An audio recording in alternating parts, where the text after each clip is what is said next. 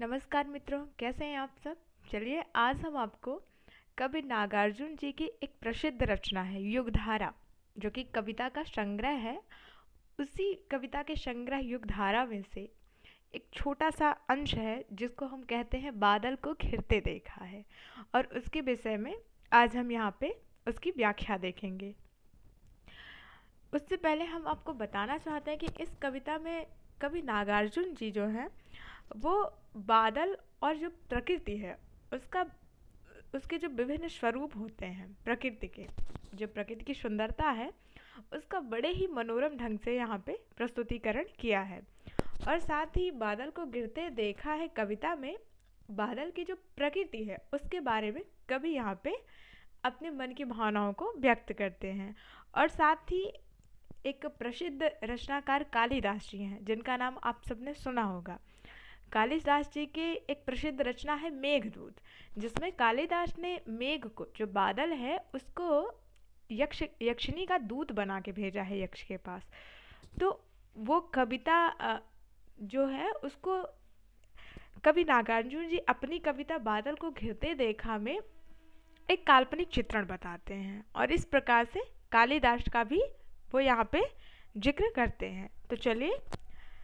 Video को start करते हैं, लेकिन उससे पहले सेल्फ प्रमोशन थोड़ा सा हो जाए। अगर आपको वीडियो पसंद आए तो वीडियो को लाइक कीजिएगा और साथ ही में ज़्यादा से ज़्यादा लोगों तक इसको शेयर कीजिएगा, जिससे कि ज़्यादा से ज़्यादा लोगों तक वीडियो पहुँचे और ज़्यादा से ज़्यादा लोग इसे देख सके। तो चलिए वीडियो को प्रारंभ करते हैं, स्टार्ट करते हैं इसको। तो क्या है कविता कि अमल धवल गिर के शिखरों पर बादल को घिरते देखा है, छोटे छोटे मोती जैसे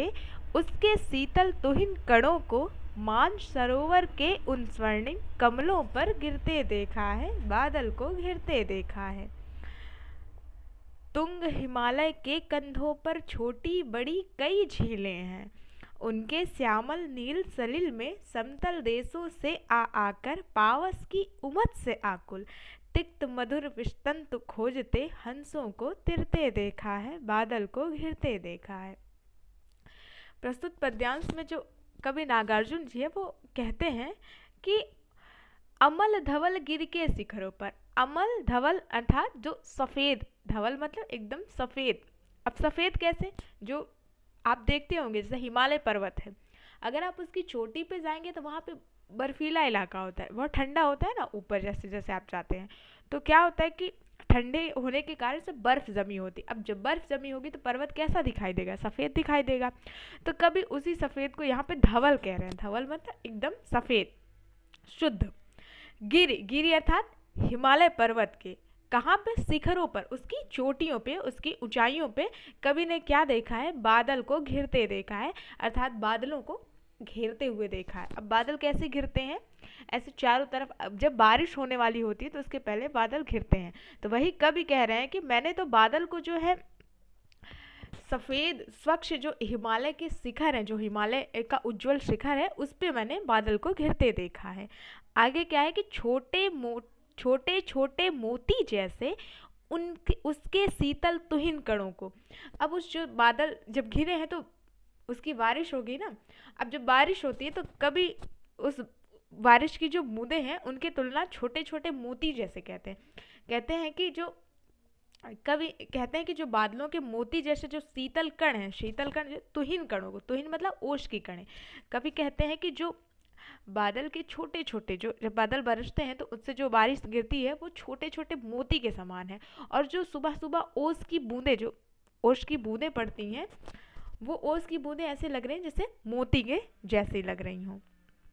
और क्या होता है कि मान सरोवर के उन स्वर्णिम कमलों पर गिरते देखा, और ये ओस की बूंदें उनको दिखाई कहाँ दे रही हैं, जो मोती जैसे उनको दिखाई दे रही है कवि को। ये कवि को जो मानसरोवर है, जो मानसरोवर है,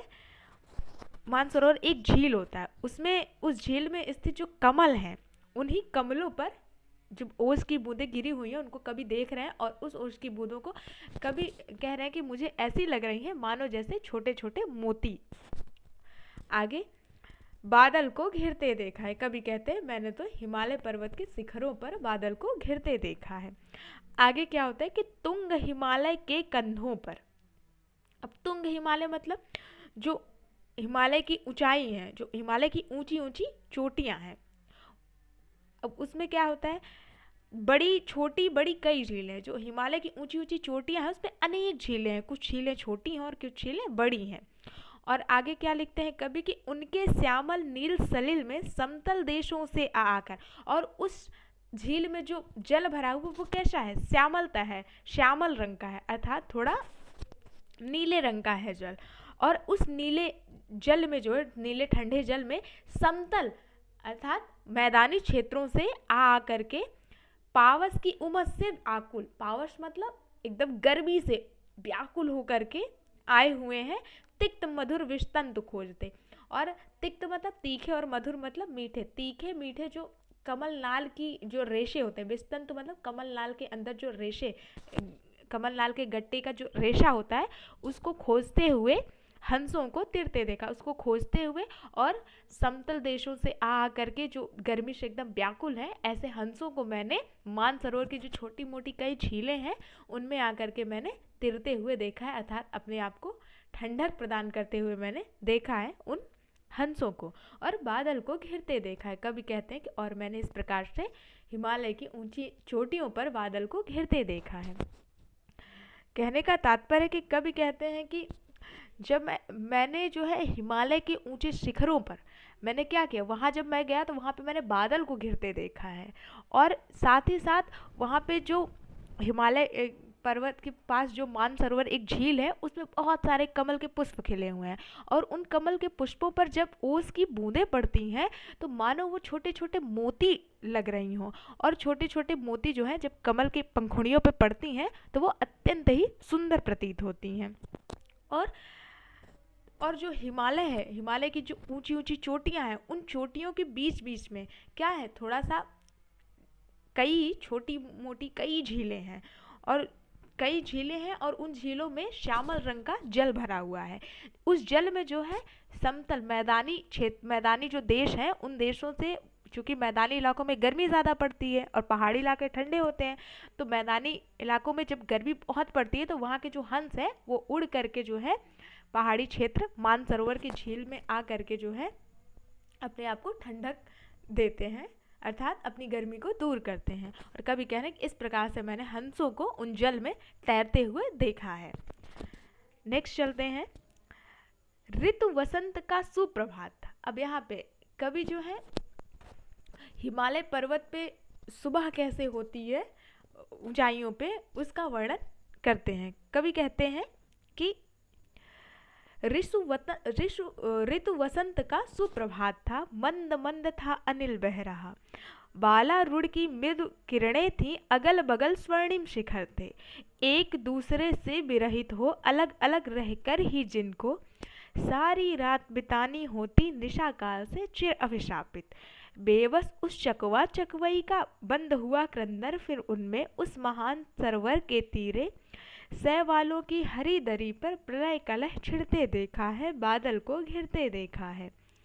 दुर्गम बर्फानी घाटी में 7 सहस्त्र फुट ऊंचाई पर अलख नाभि से उठने वाले निज के ही उन्मादक परिमल के पीछे धावित हो होकर तरल तरुण कस्तूरी मृग को अपने पे चिढ़ते देखा है, बादल को घिरते देखा है। अब कभी यहाँ पे हिमालय पर्वत पे सुबह कैसे होती है उसका एक सुंदर प्रस्तुतिकरण किया है। कहते हैं कवि इस अंश में, इस प्रस्तुत पद्यांश में, कि जब बसंत ऋतु का समय आता है, जब बसंत ऋतु का आज कैसा है, सुप्रभात है, सवेरा था, और आज क्या हो रहा है, मंद मंद था अनिल बह रहा, और हवा कैसी है, धीरे धीरे हवा बह रही है। और बालारूढ़ अर्थात कभी कहते हैं कि जब बसंत ऋतु का सवेरा होता है तो मंद मंद हवा बह रही है, और जो प्रातःकालीन जो सूर्य की किरणें हैं वो अपनी आभा, अपनी किरण जो है वो चारों ओर फैला रही थी, और जिससे क्या था कि अगल बगल स्वर्णिम शिखर थे। इससे जो आसपास के जो हिमालय पर्वत की चोटियां थी उन पे जब सूरज की किरणें पड़ रही थी सुबह सुबह, तो वो उन किरणों से एकदम सुनहरे रंग के हो गए थे, जिससे लग रहा था कि मानो सोने के पर्वत हों। और एक दूसरे से, अब कभी यहाँ पे एक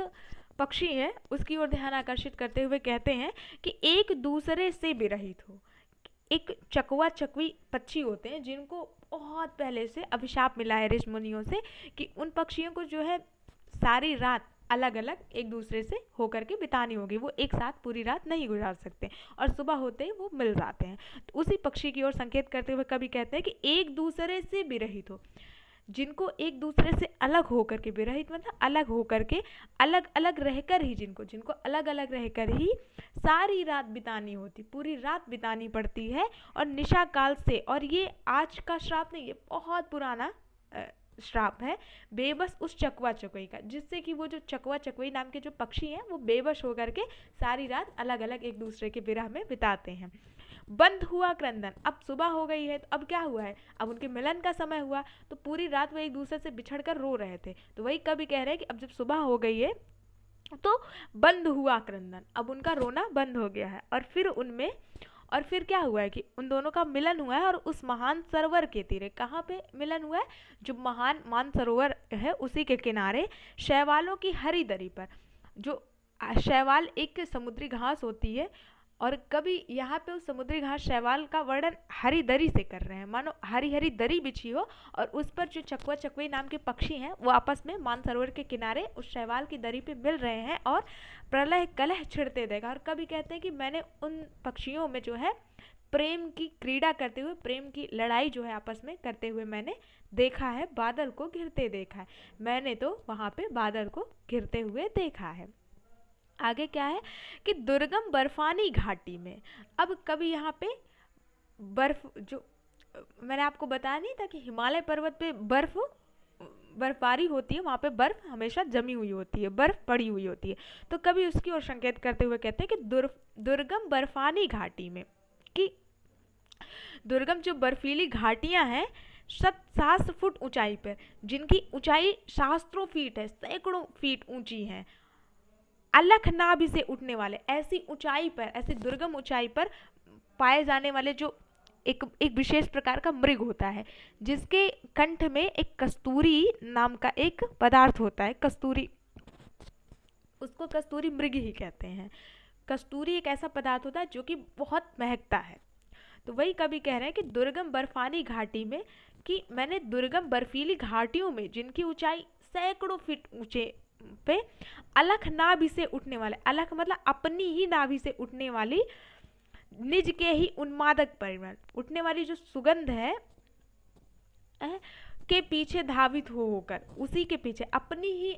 अलग, अपनी ही नाभि से उठने वाले सुगंध के पीछे जो है, मृग जान नहीं पाता है कि उसी के अंदर से सुगंध निकल रही है, और उस सुगंध, जब वो सुगंध उसको महसूस होती है तो वो सुगंध को ढूंढने के लिए इधर उधर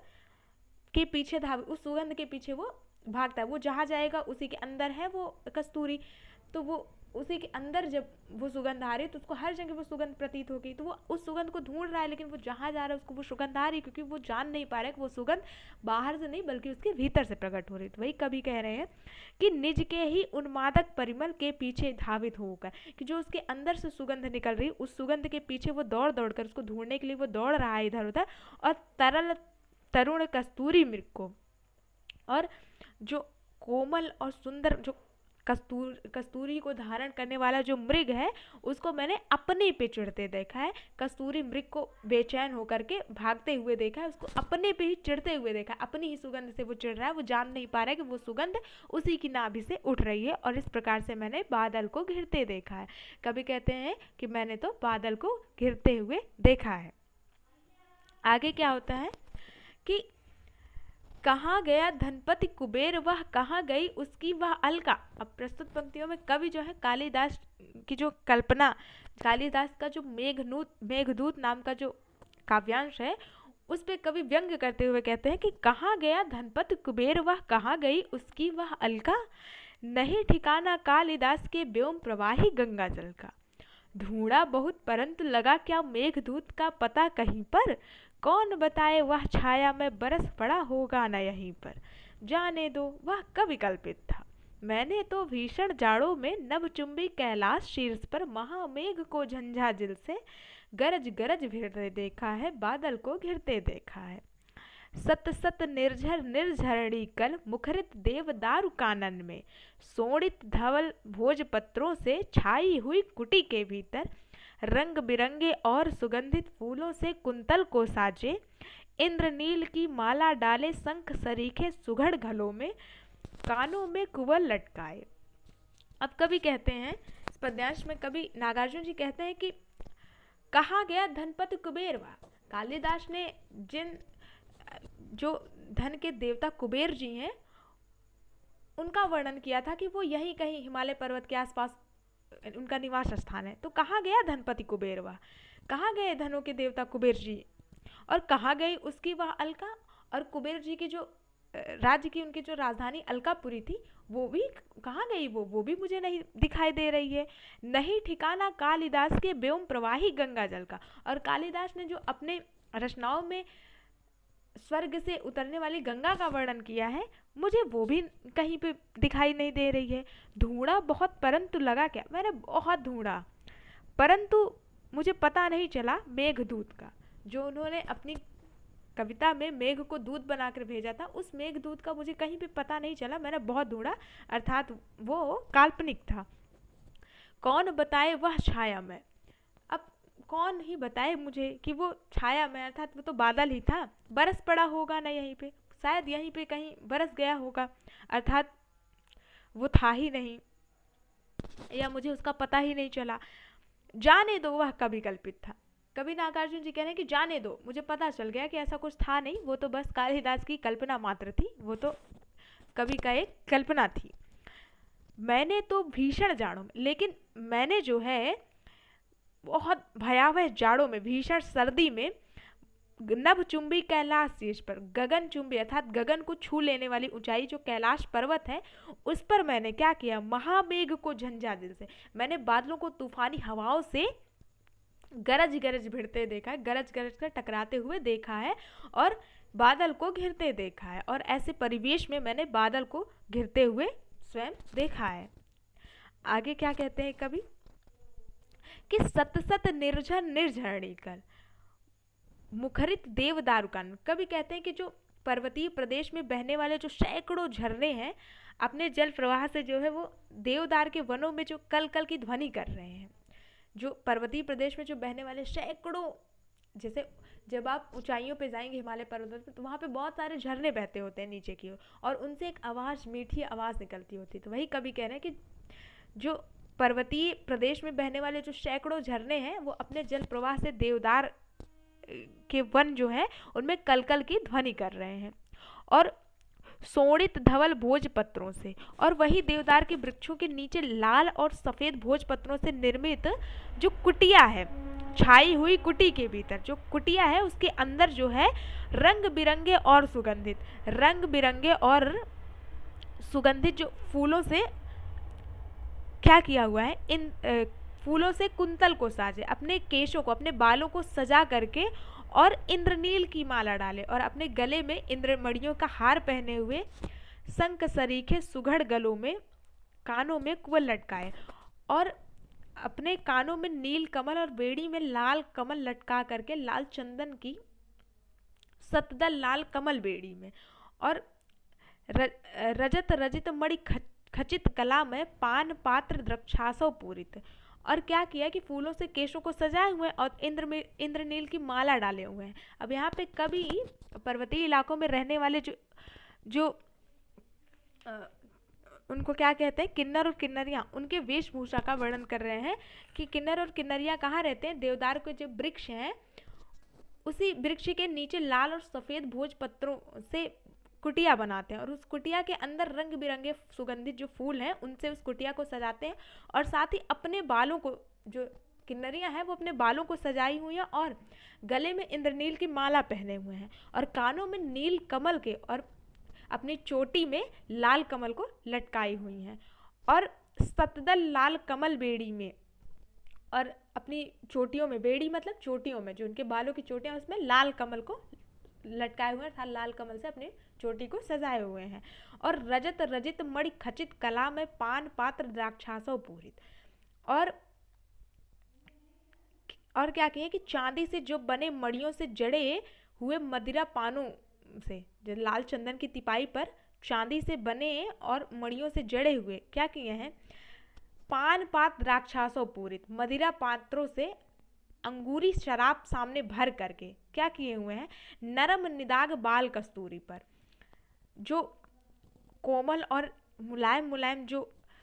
बाल कस्तूरी मतलब छोटे जो बालक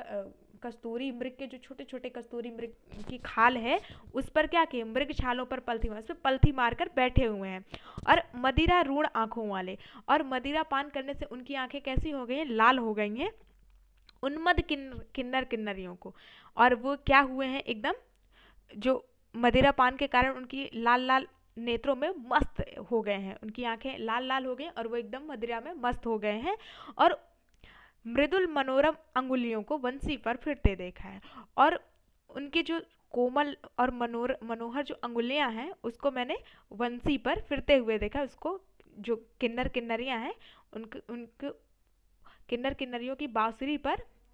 जो कोमल और मनोरम अंगुलियों को फिरते हुए देखा है और बादल को घिरते देखा, और कभी कहते हैं इस प्रकार से मैंने बादल को घिरते देखा है। कहने का तात्पर्य कि कभी कहते हैं कि जो पहाड़ है, जो पर्वतीय प्रदेश है, उसमें सैकड़ों झरने बहते रहते हैं, और अपने जल प्रवाह से देवदार के जो वन है उनमें कलकल की ध्वनि करते रहते हैं। अब उस देवदार के वृक्ष के नीचे जो है सैकड़ों किन्नर किन्नरियाँ क्या किए हुए हैं, भोजपत्रों से अपनी कुटिया बनाए हुए हैं, और उस कुटिया में क्या किए हैं वो कि सुंदर जो सुगंधित रंग बिरंगे फूल है उससे अपनी कुटिया को सजाए हुए हैं, साथ ही साथ अपने अपने शरीर को भी सजाए हुए हैं। कानों में वो कमल का एक कुंडल पहने हुए हैं, अपनी बेड़ियों में जो किन्नरियाँ हैं वो अपनी चोटियों में लाल कमल लगाए हुए हैं, और जिसमें वो मदिरा पान करते हैं। मदिरा कैसे, अंगूरी शराब पीते हैं, और उस जो मदिरा पान का जो बर्तन है जिसमें मदिरा को रखा गया वो चांदी का है और सुंदर मड़ियों से सजाया हुआ है, और जब वो मदिरा पान करते हैं तो उनकी आंखें लाल लाल हो जाती और वो एकदम मदिरा में मस्त हो जाते हैं, और जब मस्त हो जाते हैं तो वो अपने कोमल कोमल हाथों से जो है बंसी को बजा रहे हैं, और इस प्रकार से कवि जो है उनको देख करके कहते हैं कि मैंने तो बादल को घिरते देखा है, मैंने वहाँ पर भी बादल को घिरते हुए अपनी आंखों से देखा है। तो इस प्रकार से कवि जो है प्रकृति की सुंदरता का बड़े ही मनोरम ढंग से वर्णन करते हैं। और आज के लिए बस इतना ही, मिलेंगे नेक्स्ट वीडियो में, तब तक के लिए जय हिंद दोस्तों, जय श्री राम।